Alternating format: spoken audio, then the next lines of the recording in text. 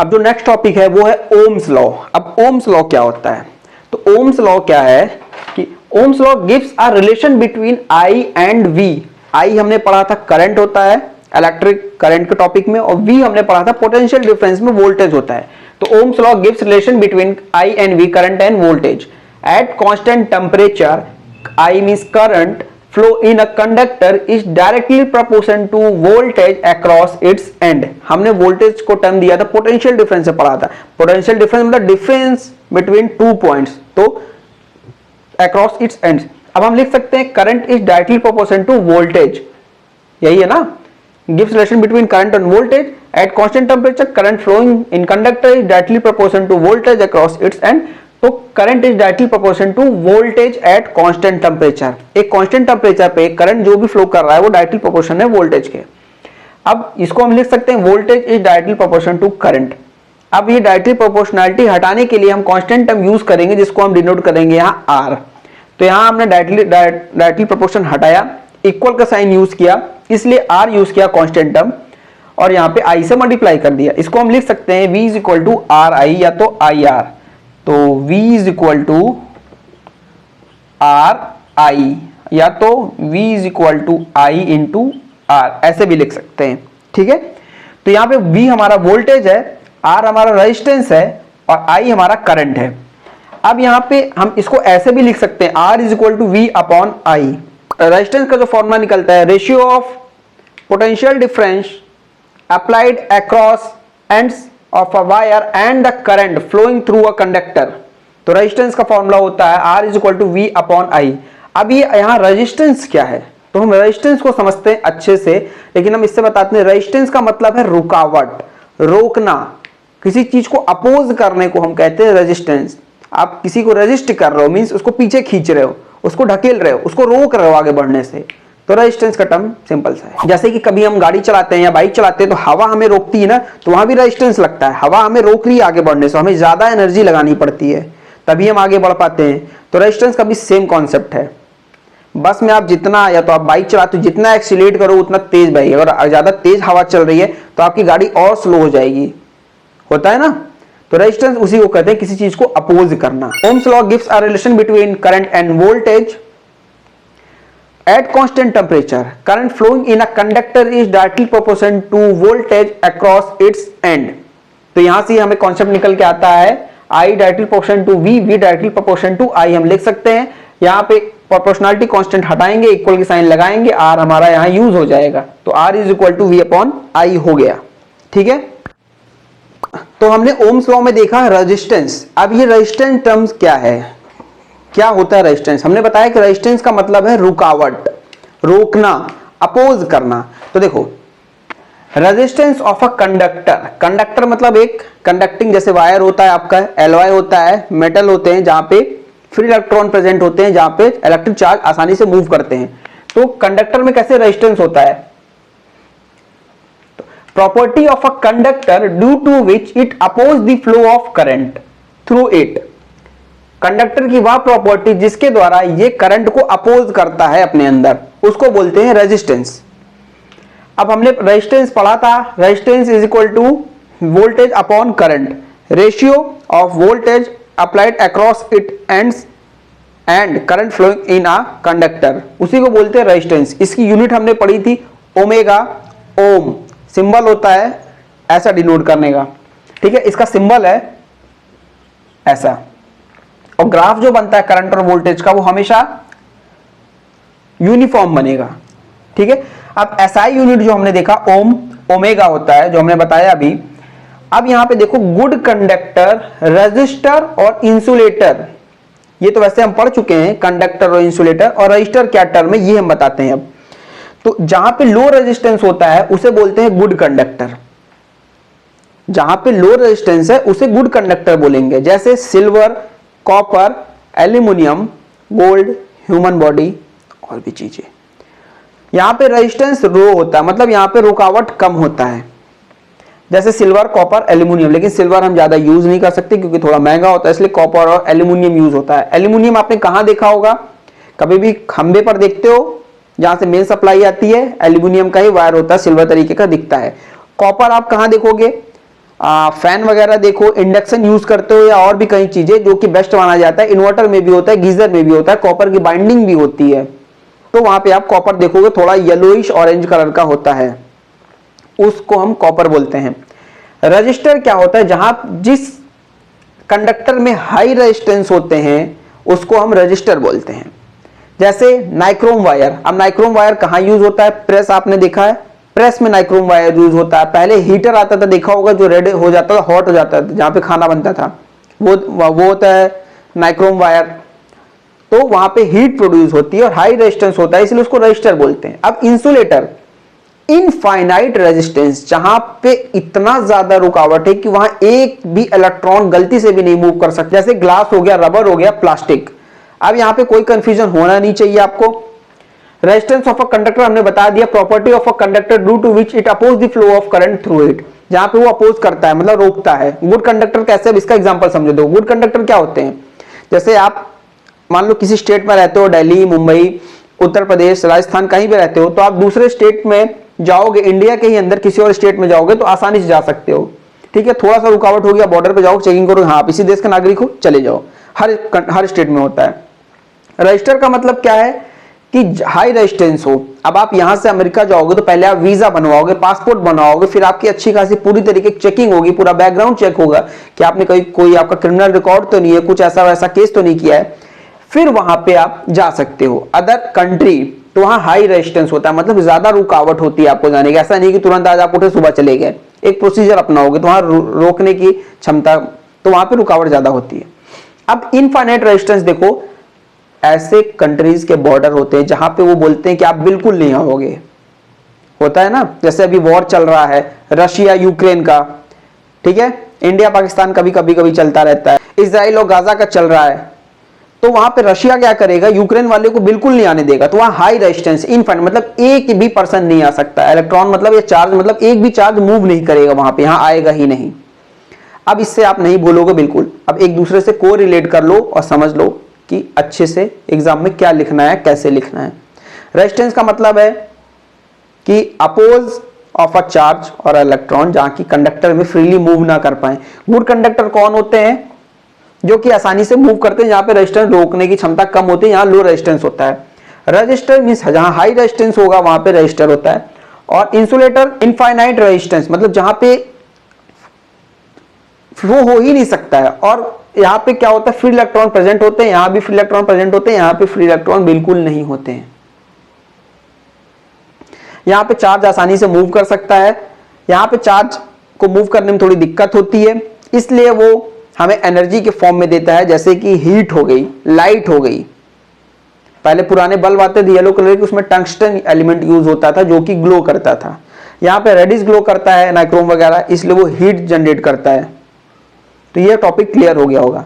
अब इसी Ohm's law में एक टॉपिक है, तो ओम्स लॉ में एक टर्म आता है रेजिस्टेंस, तो हमने रेजिस्टेंस पढ़ लिया। अब देखते हैं फैक्टर्स क्या क्या है जो अफेक्ट कर रहे हैं रेजिस्टेंस ऑफ अ कंडक्टर। तो factors affecting resistance of a conductor, तो पहला है लेंथ, दूसरा है एरिया ऑफ क्रॉस सेक्शन, तीसरा है नेचर और चौथा है टेम्परेचर। देखो रेजिस्टेंस बढ़ेगा अगर लेंथ ज्यादा होगी तो उस कंडक्टर की या उस बॉडी की। अगर एक वायर में एरिया ऑफ क्रॉस सेक्शन अगर उसका ज्यादा है तो रेजिस्टेंस कम हो जाएगा, अगर area of cross section means thickness उसका कम है तो रेजिस्टेंस ज्यादा हो जाएगा। Nature of material which it's made, वो किससे बना हुआ है वो डिपेंड करता है। चौथा है टेम्परेचर। अब हम इसको समझते हैं बारी बारी। देखो अगर पहले आप ये देखो, पहले आप इसको समझो रेजिस्टेंस। रेजिस्टेंस हमने बताया था अपोज, रुकावट, तो आप इसको समझ सकते हो भीड़ की तरह, ठीक है, भीड़ मतलब ट्रैफिक। रेजिस्टेंस को आप एक टर्म लेकर चलो ट्रैफिक की तरह। अब देखो लेंथ पे कैसे डिपेंड करेगा, अगर आपने लेंथ इतनी कर दी और एक लेंथ यहां पे इतनी की, ठीक है, ये वायर है, ये दो वायर है, एक की लेंथ ज्यादा है एक की लेंथ कम है। अगर देखो तो इसकी लेंथ ज्यादा है तो यहां पे रेजिस्टेंस भी ज्यादा होगा क्योंकि लेंथ ज्यादा है, यहां पे रेजिस्टेंस कम होगा क्योंकि लेंथ कम है। इन कंपैरिजन टू दिस, इन दूसरे कंपैरिजन में एक दूसरे के, रेजिस्टेंस ज्यादा होगा क्योंकि लेंथ ज्यादा है, रेजिस्टेंस कम होगा क्योंकि लेंथ कम है। अब डिपेंड करता है एरिया ऑफ क्रॉस सेक्शन, देखते हैं इस पे। अगर इसकी थिकनेस मान लो 2 सेंटीमीटर है और इसकी थिकनेस 1 सेंटीमीटर है, तो बताओ किसमें रेजिस्टेंस ज्यादा होगा? अगर एरिया ऑफ क्रॉस सेक्शन ज्यादा है तो रेजिस्टेंस कम होगा, तो यहाँ पे रेजिस्टेंस कम हो जाएगा क्योंकि ये चौड़ा ज्यादा है, इतना ज्यादा है। अब यहाँ पे रेजिस्टेंस ज्यादा हो जाएगा क्योंकि यहाँ पे एरिया ऑफ क्रॉस सेक्शन इसका कम है, तो यहाँ पे रेजिस्टेंस ज्यादा हो जाएगा। अब नेचर पे डिपेंड करता है कि वो किस मटेरियल से बना हुआ है। सिल्वर है क्योंकि सिल्वर अच्छा कंडक्टर होता है, रेजिस्टेंस कम होती है, बहुत ही लो होता है। फिर कॉपर, एल्यूमिनियम भी है। नाइक्रोम में बहुत ज्यादा रेजिस्टेंस वहां होता है, जो जिसकी वजह से वो रेडनेस हो जाता है, जो हमने बात की थी हीटर की। और फिर टेम्परेचर, प्योर मेटल में होता है अगर रेजिस्टेंस बढ़ेगा टेम्परेचर बढ़ेगा, रेजिस्टेंस घटेगा टेम्परेचर घटेगा। बट एक ऐसा एलॉय है, मतलब नाइक्रोम है, जहां पे उसका अनअफेक्टेड होता है उससे। तो नाइक्रोम वायर जो है एलॉय का बना होता है, जो एक एलॉय है नाइक्रोम वायर, वो अनअफेक्टेड होता है टेम्परेचर से। बाकी सारे 3 फैक्टर्स उस पर भी लागू होते हैं। अब इसको देखो, रेजिस्टेंस को हम अब समझते हैं एग्जाम में। अभी तो हम भूल गए 4 फैक्टर है, पहला है लेंथ, दूसरा एरिया ऑफ क्रॉस सेक्शन, तीसरा है नेचर, चौथा है टेम्परेचर। अब रेजिस्टेंस को तुम लेके चलो भीड़ की तरह, ट्रैफिक। अब तुम किसी रास्ते से जा रहे हो, एक पतले रास्ते से जा रहे हो, और तुम सबसे पीछे हो, देख रहे हो कि आगे बहुत बड़ा जाम लगा हुआ है, मतलब जाम तो लगा हुआ है लेकिन बहुत बड़ा है, लेंथ ज्यादा है, 1 किलोमीटर का जाम लगा हुआ है, तो वहां रेजिस्टेंस ज्यादा है, तो वहां अपोज हो जाएगा, मतलब वहां रेजिस्टेंस बहुत ज्यादा, रुकावट बहुत ज्यादा है, तो तुम्हें 1 किलोमीटर तक जाम से जाना पड़ेगा, तो वहां रेजिस्टेंस ज्यादा हो जाएगा। अब देखो वही एक रास्ता है लेकिन वो बहुत चौड़ा है।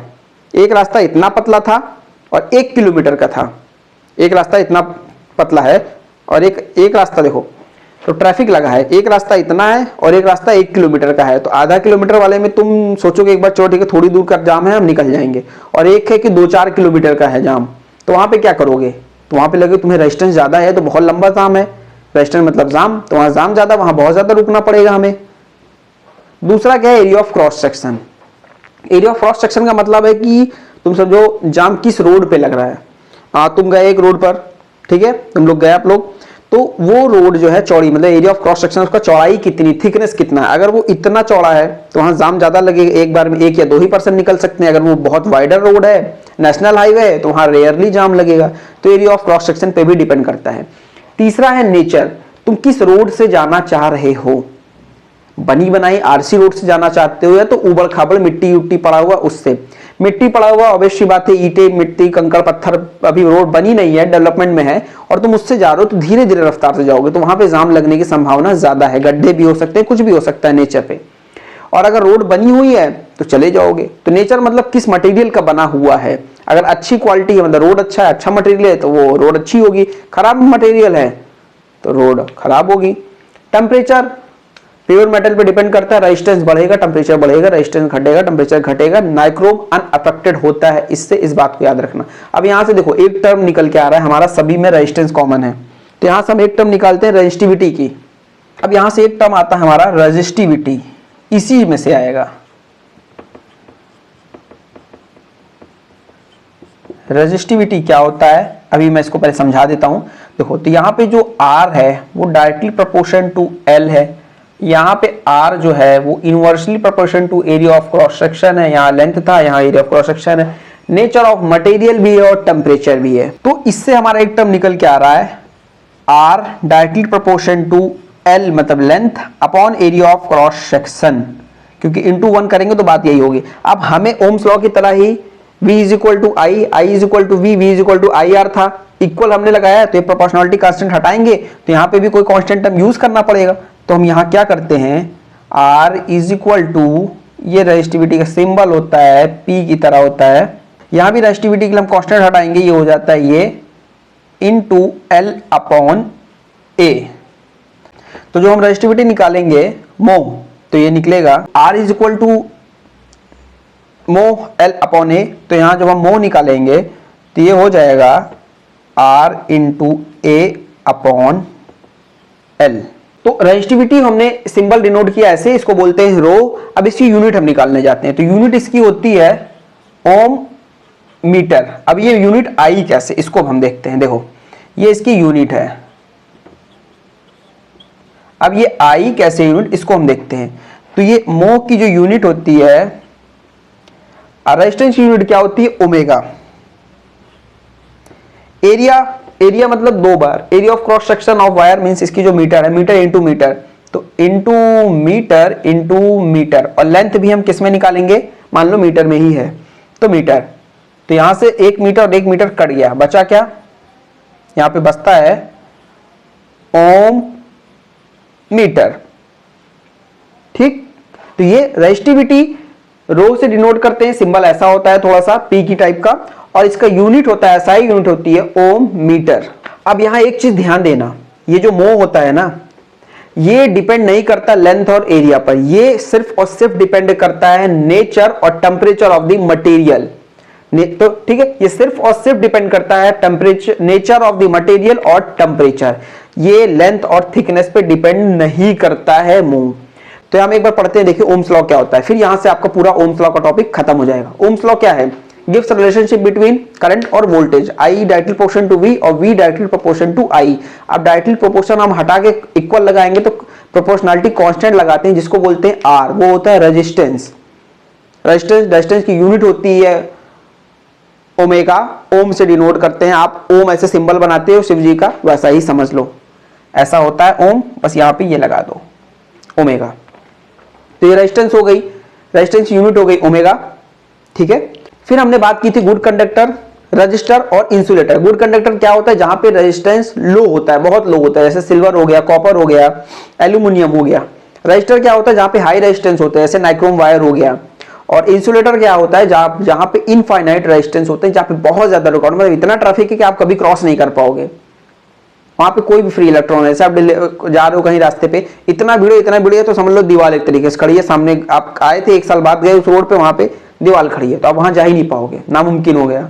और हाई रेजिस्टेंस का मतलब क्या है, एक पतली सी गली दी गई जहां पे एक बार में एक इंसान जा सकता है, और वहां क्या है, वो अभी भी रोड बनी हुई है, रोड जो पहले खराब थी बहुत अच्छी रोड है, तो आप वहां से गुजर सकते हो, तो वो हो गया आपका गुड कंडक्टर। बहुत पतली रोड है, एक बार में एक लोग जाएंगे, हाई रजिस्टर। एकदम वहां पे दीवार खड़ी हो गई है, इनफाइनाइट रेजिस्टेंस, मतलब वहां से जाना नामुमकिन हो गया, मुमकिन ही नहीं है। उसके बाद हमने पढ़ा factors affecting resistance of a conductor, तो वो पहला होता है लेंथ, दूसरा एरिया ऑफ क्रॉस सेक्शन, तीसरा होता है nature material of which it made, और चौथा होता है टेम्परेचर। तो यहाँ पे resistance directly proportion to length होता है, लेंथ बढ़ेगा तो रेजिस्टेंस बढ़ेगी, आप लेंथ को 10 किलोमीटर कर दोगे या तो 10 टाइम्स कर देते हो तो रेजिस्टेंस भी इसकी 10 टाइम्स हो जाती है।